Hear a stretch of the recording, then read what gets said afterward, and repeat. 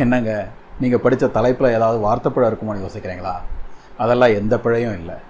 உண்மையிலேயே ஒருத்தன் ப்ராடஸ்டண்ட்டாக இருக்கணும்னா அவன் நாத்திகனாக இருந்தாகணும் அப்படின்னு தான் சொல்கிறேன். என்னங்க உளறீங்க? நாத்திகங்கிறவன் கடவுள் நம்பிக்கை இல்லாதவன். ஆனால் ப்ராடஸ்டண்ட்டுங்க இயேசு தான் கடவுள், மற்றதெல்லாம் பேய் பிசாசுங்கன்னு கொஞ்சம் கூட தயங்காமல் சொல்கிற அளவுக்கு தீவிர ஆத்திகர்கள். அவங்கள போய் நாத்திகர்கள்னு சொல்கிறீங்களே, இதுக்கு என்ன அர்த்தம் அப்படின்னு சில கத்தோலிக்கர்களே கூட யோசிக்கலாம். ஆனால் நான் சொல்கிறத கொஞ்சம் நிதானமாக கேட்டிங்கன்னா, அட ஆமாம் இல்லை அப்படின்னு நீங்களே ஒத்துக்குவீங்க. நாத்திகங்கிறவன் யார்? கடவுள் இல்லைங்கிற கொள்கையுடையவன் தான் நாத்திகன் அப்படிங்கிறது ஒரு பதில். உண்மைதான். ஆனால் அது ரொம்ப மேலோட்டமான ஒரு டெஃபனிஷன். நிறைய நேரங்களில் இந்த மாதிரி மேலோட்டமான பதில்களால் எந்த பிரயோஜனமும் இல்லை. உதாரணத்துக்கு மீன்கள்னா என்னன்னு கேட்டால் தண்ணியில் மட்டுமே வாழ்கிற விலங்குகள் அப்படிங்கிறது கூட ஒரு பதில் தான். ஆனால் அது ஒரு மேலோட்டமான டெஃபினிஷன். ஏன்னா தண்ணியில் மட்டுமே வாழ்கிற விலங்குகள் எல்லாம் மீனுன்னு சொன்னால் திமிங்கலம், ஆக்டோபஸ், இறால் கூட மீனுன்னு சொல்ல வேண்டியதாகும். அதுவே தண்ணீருக்குள்ள சுவாசிக்க முடிகிற முதுகெலும்பிகள் தான் மீன்கள் அப்படிங்கிறது இன்னும் தெளிவான ஒரு டெஃபினிஷன். அதை சொல்லும்போது திமிங்கலம், இறால் எல்லாம் மீன்களே இல்லைன்றது தெளிவாயிடுது. அதே போல் ஒரு மனுஷனோட வார்த்தைகளை வச்சு அவனோட கொள்கை என்னங்கிறத தீர்மானிக்கிறத காட்டிலும் அவனோட நடத்தையை வச்சு தீர்மானிக்கும் போது அவனோட உண்மையான கொள்கை என்ன அப்படிங்கிறத இன்னும் திட்டவட்டமாக தெரிஞ்சுக்கலாம். அந்த வகையில் பார்த்தா ஒரு நாத்திகங்கிறவன் யாரு? தனக்கு மேலே யாரையும் எதையும் வச்சுக்காம தன் வாழ்க்கையை தன்னிஷ்டப்படி வாழ்கிறவன் தான் நாத்திகன். எந்த ஒரு விஷயத்திலையும் எது நியாயம், எது அநியாயம், எது உண்மை, எது பொய்ன்னு தானே முடிவெடுத்துக்கிறவன் தான் நாத்திகன். சுருக்கமாக சொன்னால் தான் தான் தனக்கு கடவுள்னு வாழ்கிற ஒரு தனிக்காட்டு ராஜா தான் நாத்திகன். இப்போ இதே போல் ப்ராட்டஸ்டன்ட்டுகளோட வாயிலிருந்து வர்ற வார்த்தைகளை ஒதுக்கி வச்சுட்டு அவங்க நடத்தையை வச்சு அவங்கள எடை போட்டால் அவங்களுக்கும் நாத்திகர்களுக்கும் அடிப்படையில் எந்த வித்தியாசமும் இல்லை அப்படிங்கிறத நீங்கள் தெள்ள தெளிவாக பார்க்கலாம். பைபிள் தான் கிறிஸ்தவத்துக்கு சட்ட புத்தகம் அப்படிங்கிறது தான் ப்ராட்டஸ்டன்டிசத்தினுடைய அடிப்படை கொள்கை. அதனால தான் நீங்கள் எதை சொன்னாலும் இது பைபிளில் எங்கே இருக்குது அப்படிங்கிறது ஒரு ப்ராட்டஸ்டன்ட் கேட்குற முதல் கேள்வியாக இருக்குது.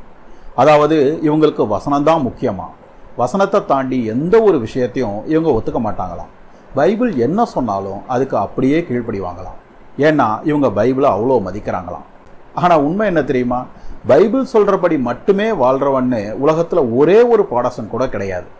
ஏன்னா பைபிள் எதையுமே சொல்கிறது கிடையாது. பைபிள் மட்டுமல்ல, உலகத்தில் எந்த புத்தகமுமே எதையுமே சொல்கிறது கிடையாது. நீங்களும் நானும் ஒரு விஷயத்தில் முரண்படுறோம்னு வச்சுக்கோங்க. ஒரு பைபிளை தூக்கி டேபிள் மேலே வச்சு, பைபிளே தேவனுடைய வார்த்தையே, எங்கள் 2 பேரில் யாருடைய நம்பிக்கை சரியானதுன்னு தயவு செய்து சொல் அப்படின்னு கேட்டால் பைபிள் எந்திரிச்சு எதையாவது சொல்லுமா? பைபிளை மட்டும் இல்லை, எந்த புத்தகத்தையுமே மனுஷங்க தான் படித்து அந்த புத்தகம் என்ன சொல்லுதுன்னு சொல்ல முடியும். ஆனால் இதில் ஒரு பிரச்சனை என்னென்னா, யார் படிக்கிறாங்கங்கிறத பொறுத்து அந்த புத்தகம் என்ன சொல்லுதுங்கிறதும் மாறிடுது.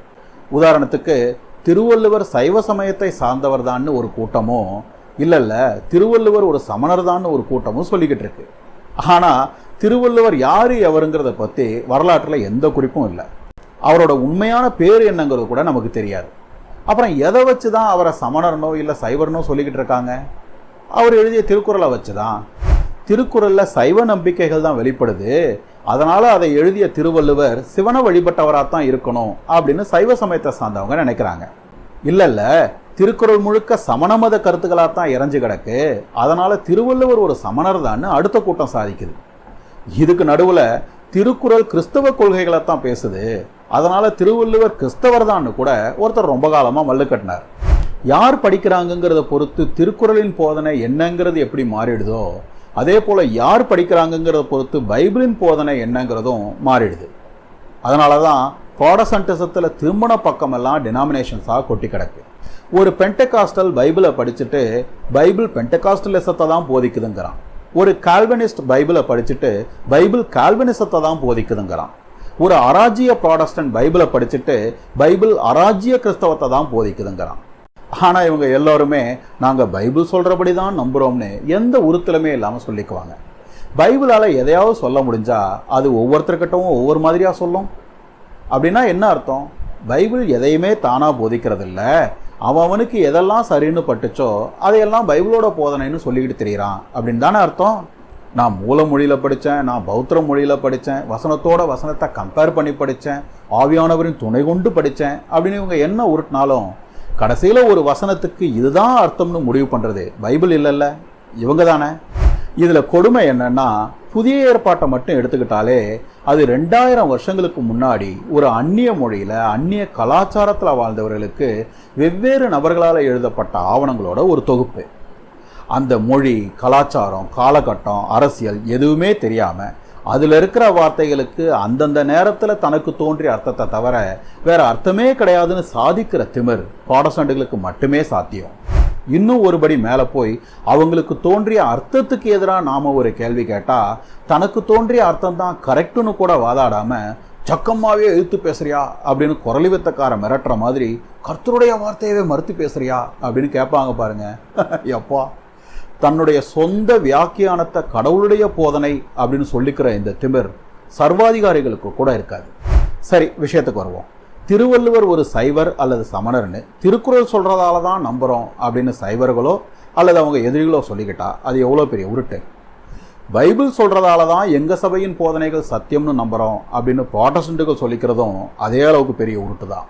பைபிளால எதையுமே சொல்ல முடியாதுன்னும் போது நான் பைபிள் சொல்றதை தான் நம்புறேன்னு ஒருத்தர் சொன்னா பகுத்தறிவு உள்ளவன் எவனாவது அதை நம்புவானா? உண்மை என்னன்னா, உலகத்தோட படைப்புல ஆரம்பிச்சு எவல்யூஷன் சரியா, சிலை வணக்கம் சரியா, குழந்தை ஞானஸ்நானம் சரியாங்கிற வரைக்கும் எல்லா விஷயங்கள்லையும் ஒரு ப்ராடஸ்டன்ட் அவனாவே தான் முடிவெடுத்துக்கிறான். அதுக்கு தோதான் 4 வசனங்களையும் கண்டுபிடிச்சு வச்சுக்கிறான். ஆனா இன்கம் டேக்ஸ் ரெய்டு வரும்போது தன்னுடைய சொந்த வீட்டையே மச்சானோட வீடுன்னு பெரும்புள்ளிகள் புழுகிற மாதிரி ஒரு விவாதம்னு வரும்போது தன்னோட சொந்த கருத்தையே பைபிளோட போதனைன்னு ஒரு ப்ராடஸ்டன்ட் புழுகிறான். நீங்களே பாருங்க சார், இந்த வீடு என் மச்சான் பேர்ல தானே இருக்கு அப்படின்னு இந்த பெரிய மனுஷங்க பத்திரத்தை காமிக்கிற மாதிரி இங்க பாருங்க இந்த வசனத்துல என்ன போட்டிருக்கு அப்படின்னு ஒரு ப்ராடஸ்டன்ட் பைபிளை காமிக்கிறான். பெரும்புள்ளிகள் மச்சான்களை பினாமியா யூஸ் பண்றாங்க, ப்ராடஸ்டன்ட்டுகள் பைபிளை பினாமியா யூஸ் பண்றாங்க. எந்த வித்தியாசமும் இல்லை. ஆனா அடுத்தவங்க எதை சொன்னாலும் இது பைபிள்ல எங்க இருக்குங்கிறது தான் ஒரு ப்ராடஸ்டன்ட் கேட்கிற முதல் கேள்வின்னு நீங்களே சொன்னீங்க. அப்படின்னா பைபிள் என்ன சொல்லுதுங்கிறது தான் ஒரு ப்ராடஸ்டன்ட்டுக்கு முக்கியம் அப்படின்னு தானே அர்த்தமாகுது. அப்படி இருக்கும்போது ப்ராடஸ்டன்ட்டுகள் பைபிளை பினாமியா தான் யூஸ் பண்றாங்கன்னு சொல்றீங்களே, இது உங்களுக்கே முரண்பாடா இல்லையா அப்படின்னு சிலருக்கு கேள்வி வரலாம். ஒவ்வொரு ப்ராடஸ்டன்ட்டும் பக்கத்து சபையோட போதனையை தவறுன்னு தான் சொல்றான். அதுக்கு ஆதாரமா 4-5 வசனங்களையும் ஒப்பிக்கிறான். இப்போ இந்த வசனங்களை கேட்ட உடனே அடடா பைபிள் இப்படியா சொல்லுது, நான் இவ்வளோ நாளாக கேள்விப்பட்டதே இல்லையே, இத்தனை நாளும் நான் தப்பான சபையிலெல்லாம் உட்காந்துருக்கேன் அப்படின்னு அந்த பக்கத்து சபை ப்ராடஸ்டன்ட் இந்த சபைக்கு ஓடி வந்துடுவானா? இந்த வார்த்தைக்கு அது உண்மையான அர்த்தம் இல்லை, அந்த வசனத்துக்கு இது உண்மையான அர்த்தம் இல்லை, இந்த வார்த்தைக்கு மூல பாஷையில் அர்த்தமே வேற, நீங்கள் ஆண்டவரோட வார்த்தையை திரிக்கிறீங்க அப்படின்னு வசனங்களை நறுக்கி முறுக்கி உருட்டத்தானே செய்வான். அப்படி இருக்கும்போது ஒரே வசனத்துக்கு ஆளாளுக்கு ஒரு அர்த்தத்தை சொல்கிற ப்ராடஸ்டன்ட்டுகள் இது பைபிளில் எங்கே இருக்குது அப்படின்னு கேட்குறத அறிவுள்ளவன் எவனாவது சீரியஸாக எடுத்துக்குவானா? எதிராளிகள் செய்கிறது எல்லாத்தையும் இது சட்டவிரோதம் இல்லையான்னு அரசியல்வாதிகள் கேட்குறாங்கங்கிறதால அரசியல்வாதிகள் சட்டத்தை அவ்வளோ மதிக்கிறாங்கன்னு நினச்சா அது எவ்வளோ பெரிய மடத்தனம். இது பைபிளில் எங்கே இருக்குன்னு ஒரு ப்ராடஸ்டன்ட் கேட்குறாங்கிறதால அவன் பைபிளை அவ்வளோ மதிக்கிறான்னு நினைக்கிறதும் அதே அளவுக்கு மடத்தனம் தான். இதெல்லாம் அபாண்டம்னு தோணலாம். ஆனால் ப்ராட்டஸ்டன்ட்டுகளுடைய கோழத்தனம் தான் இதுக்கு ஆதாரம். ப்ராட்டஸ்டன்ட்டுகளுக்கு எதிராக நீங்கள் ஒரு பகுத்தறிவு பூர்வமான லாஜிக்கலான வாதத்தை வச்சு பாருங்களேன். அதை அப்படியே ஓரமாக ஒதுக்கி வச்சுட்டு இது பைபிளில் எங்கே இருக்குன்னு கேட்பான். அடடா வசனத்தை எவ்வளவோ மதிக்கிறான் பாருன்னு நீங்கள் நினச்சிக்குவீங்க. ஆனால் உண்மை என்ன தெரியுமா? லாஜிக்கலான கேள்விகளுக்கு லாஜிக்கலாக தான் பதில் சொல்லி ஆகணும். லாஜிக்கை நம்ம இஷ்டத்துக்கு வளைக்கவும் முடியாது. ஏ என்பது பிக்கு சமம், பி என்பது சிக்கு சமம்னா ஏவும் சியும் சமம் தான் அப்படிங்கிறது லாஜிக். இதை எந்த கொம்பனாலும் உடைக்க முடியாது. ஆனால் நான் முன்னாடியே சொன்ன மாதிரி பைபிள் வசனத்தை நினச்சபடியெல்லாம் திரிக்க முடியும். இந்த வார்த்தைக்கு அது அர்த்தம் இல்லை, அந்த வசனத்துக்கு இது அர்த்தம் இல்லை அப்படின்னு உருட்டியே தப்பிச்சுக்க முடியும். லாஜிக்கலான பகுத்தறிவுபூர்வமான விவாதங்களுக்குள்ளே போனால் தப்பிக்கவே முடியாதுங்கிற பயம்தான் இவங்க வசனங்களுக்கு பின்னாடி ஒளிஞ்சிக்கிறதுக்கு உண்மையான காரணம். ஜனநாயக நாடுகளோட இராணுவம் பெண்களையும் குழந்தைகளையும் தெரிஞ்சே கொள்ளாது அப்படிங்கிறத அட்வான்டேஜாக எடுத்துக்கிட்டு சில பேடி தீவிரவாதிகள் பெண்களையும் குழந்தைகளையும் மனித கடகங்களாக பயன்படுத்துகிறானுங்கல்ல. அதே மாதிரி தன்னோட எதிராளிகள் பைபிளை மதிக்கிறாங்க அப்படிங்கிறத அட்வான்டேஜாக எடுத்துக்கிட்டு பைபிளுக்கு பின்னாடி ஒளிஞ்சுக்கிட்டு சண்டை போடுற கோழைகள் தான் ப்ராடஸ்டன்ட்டுகள். ஒருவேளை நேருக்கு நேராக லாஜிக்கலாக நின்று விவாதிக்கிற ஒரு நேர்மையான ப்ராடஸ்டன்ட்டை பார்த்தீங்கன்னா அவன் ரொம்ப நாளைக்கு ப்ராடஸ்டன்ட்டாக இருக்க மாட்டான்னு நீங்கள் தைரியமாக முடிவெடுத்துக்கலாம். ஏன்னா ப்ராடஸ்டன்டிசம் அவ்வளவு அபத்தமான ஒரு மதம். சிந்திக்கிறவனுக்கு, அதுவும் நேர்மையாக சிந்திக்கிறவனுக்கு அங்கே வேலையே இல்லை. மொத்தத்தில் தன்னுடைய சொந்த கருத்துகளுக்கு பைபிளை வெறும் பினாமியாக யூஸ் பண்ணிக்கிற ப்ராடஸ்டன்ட்டுகள் பைபிள் தான் எங்களுக்கு நீதிபதி, பைபிள் சொல்கிறபடி தான் நாங்கள் வாழ்கிறோம்னு சொல்லிக்கிறதெல்லாம் சுத்தமான வடிகட்டிய பொய்யுங்கிறத இந்த விசாரணை தெளிவாக நிரூபிக்குது. அப்படி பார்த்தா ஒவ்வொரு ப்ராடஸ்டன்ட்டுக்கும் அவனே தான் நீதிபதி, ஒவ்வொரு ப்ராடஸ்டன்ட்டுக்கும் அவனே தான் போப்பாண்டவர். அப்படின்னா ஒவ்வொரு ப்ராடஸ்டன்ட்டும் ஒரு நாத்திகம் தானே? ஏன்னா நம்ம தொடக்கத்தில் பார்த்த மாதிரி தனக்கு தானே ராஜாவா, தனக்கு தானே நீதிபதியாக வாழ்கிறவன் தானே நாத்திகன். அப்படின்னா ப்ராட்டஸ்டன்ட்டுகளுக்கும் நாத்திகர்களுக்கும் எந்த வித்தியாசமும் இல்லை, ஒவ்வொரு ப்ராடஸ்டன்ட்டும் அடிப்படையில் ஒரு நாத்திகன் தான் அப்படின்னு நான் சொன்னது உண்மைதானே? யாரையும் தனக்கு மேலே வச்சுக்காம தனிக்காட்டு ராஜாவாக வாழ்கிறவன் தான் நாத்திகன்னு சொன்னால், தன்னால் மாற்ற முடியாத, திரிக்க முடியாத ஒரு விஷயத்தோட மேலாண்மையை ஏற்றுக்கிட்டு அதுக்கு கீழே கட்டுப்பட்டு வாழ்கிறவன் தான் ஆத்திகன் ஆகுது. அந்த வகையில் ஒரு போப் இல்லாத எந்த மதமும் நாத்திகம்தான்.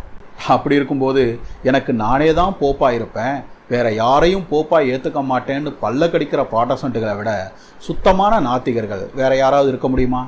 எனக்கு ஒன்றும் நான் போப் இல்லை, எனக்கு ஆவியானவர் தான் போப் அப்படின்னு சிலர் துள்ளிக்கிட்டு வரலாம். ஆனால் உங்களால் மாற்ற முடியாததா, உங்களால் திரிக்க முடியாததா இருந்தால் தானே அது போப்பரசு. உங்கள் ஆவியானவர் உங்களுக்கு பினாமி வேலை தானே பார்க்குறார். அதனால தானே ஆவியானவர் சொன்னாருன்னு ஆளாளுக்கு ஒன்று அவுத்து விடுறீங்க. உங்ககிட்ட ஒரு புத்தாண்டு தீர்க்க தரிசனம் சொல்லிட்டு அடுத்தவங்கிட்ட அப்படியே நேர்மாறாக ஒரு தீர்க்க தரிசனம் சொல்கிற உங்கள் ஆவியானவர் எப்படி உங்களுக்கு போப்பாக இருக்க முடியும்? நீங்கள் தலைகீழ நின்று தண்ணி குடித்தாலும் சரி, உங்களால் மாற்ற முடியாத, உங்களால் திரிக்க முடியாத ஒரு அதிகாரத்துக்கு கீழே நீங்கள் உங்களை வச்சுக்காத வரைக்கும் நீங்கள் நாத்திகர்கள் தான். இருண்டு போகிறோம் போடா அப்படின்னு சில சீரலாம். ஆனால் அதுக்கு முன்னாடி நாத்திகம்தான் முதன்மையான பாவங்கிறத தெரிஞ்சுக்கங்க. கடவுள் இல்லைங்கிறது இல்லை அந்த பாவம், எனக்கு கடவுள் இல்லைங்கிறது தான் அந்த முதன்மையான பாவம். சாத்தான் விழுந்தது அந்த பாவத்தால தான், ஆதாம் விழுந்ததும் அந்த பாவத்தால தான். அதே பாவத்தை தான் ப்ராட்டஸ்டன்ட்டுகள் ஒவ்வொரு நாளும் செய்கிறீங்க. நாத்திகம் என்கிற மறுபேர் கொண்ட அந்த பாவத்தை செய்கிற அளவுக்கு எனக்கு திமிரில்லைங்கிறதால தான் நான் ப்ராட்டஸ்டன்ட்டாக இல்லை. இந்த வீடியோ பிடிச்சிருந்தா லைக் பண்ணுங்கள், என்னோட இரையாற்றுப்படை சேனலுக்கு சப்ஸ்கிரைப் பண்ணுங்கள், உங்களுடைய கருத்துக்களை காமெண்ட் செக்ஷனில் தெரியப்படுத்துங்க. தேங்க்யூ.